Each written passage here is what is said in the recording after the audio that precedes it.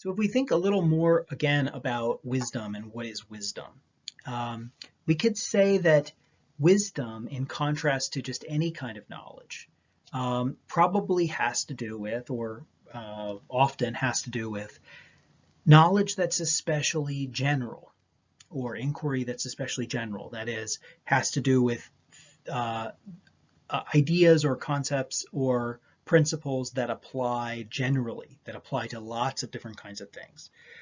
A lot of knowledge is very particular, very specific, very detailed, but wisdom seems to have a characteristic that it applies in many, many different contexts. It's something that seems to be more generally applicable, not just detailed and specific. So a person might know a whole lot about cars or a whole lot about physics, but still not be a wise person, or maybe not even be wise about physics or about cars, because they may know a lot of details about them, but they may not be wise in their handling of those details. Wisdom involves a more general ability, a sort of ability to put things in their proper place, to understand how they fit together. Okay. Related to that, wisdom often has to do with more fundamental things. That is, with the kind of foundations or basic principles of some area of inquiry. The wise person, we think, is a person who is especially has really grasped the fundamentals of something. They've really grasped the sort of basic and most important points about whatever things it is that they know. They can distinguish between the points that are most important and those that are not essential or as important. And so this is a kind of knowledge that has to do with what's fundamental. And related again to the first 2 points, wisdom often has to do with something synoptic. It has to do with a kind of vision of the entirety of a field, or how all of the different parts of a field fit together. It may even have to do with an even higher level of synopsis, that is, like how different fields fit together. So a wise person is someone who sort of sees to the boundaries of things, is the idea here. They have a very broad perspective. They know a lot about the total context. They can kind of fit things in terms of how they relate to one another. Again, this is in contrast to other kinds of knowledge that are often very particular and very much about a specific thing. They may be very detailed, but they don't really put those details in a larger synoptic context. Whereas a wise person has a more sort of overview perspective. They are able to see the big picture, as people sometimes call it. Okay, so if you think wisdom is associated with having a good perspective on the big picture, then that kind of helps to capture this aspect of wisdom, that it's more synoptic. Another thing that you might think characterizes wisdom as a kind of knowledge is that it has to do with the values of things, or it makes good judgments. A wise person makes good judgments about what is more and less valuable or more or less important. And so there's an evaluative component to wisdom. That is, that a wise person makes good judgments about what is worth doing and not worth doing.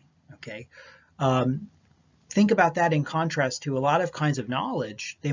People might have very detailed knowledge of something, but when it comes to how to decide how to use that knowledge in terms of what would be better or worse to do with the knowledge, they may be not very wise about that. They may have a whole lot of knowledge, but in terms of what they do with the knowledge, they don't show very much wisdom. Whereas a wise person is going to have good ideas about what to do with the knowledge. Another way to put it is that they're going to have good judgment about what is especially important or meaningful or valuable in that area of knowledge, and how aspects in that area of knowledge could be used to the best effect to achieve those things that are most valuable or worthwhile.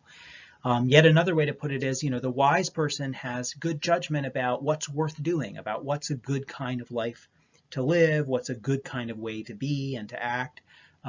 Whereas, again, an unwise person may make mistakes regarding those things, even if they have lots of knowledge. So wisdom seems, at least sometimes, to especially have to do with values and with things that are evaluative, that have to do with saying what's better and worse.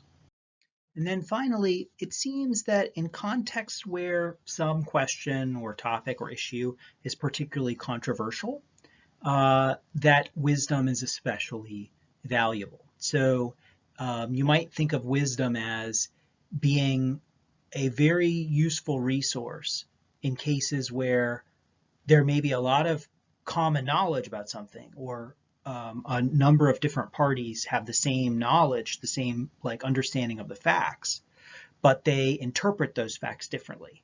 And so a wise person will be one who has a good interpretation of the facts, or they have a good position, or they kind of can take a position that is convincing or seems to be a good position to guide us regarding some issue that is controversial. So I don't want to say too much about that. I apologize if that's a little bit abstract.